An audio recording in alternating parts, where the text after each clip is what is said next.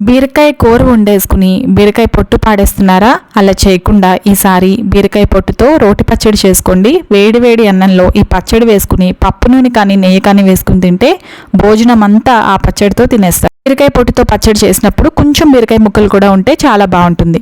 ఒక కడాయిలో 2 స్పూన్లు ఆయిల్ వేసుకుని 1 టేబుల్ స్పూన్ ఆవాలు, 1/2 టీ స్పూన్ మెంతులు, 4-5 ఎండుమిరపకాయలు అలాగే ఇంగువ వేసి వేయించుకుని పక్కన పెట్టేసుకోండి.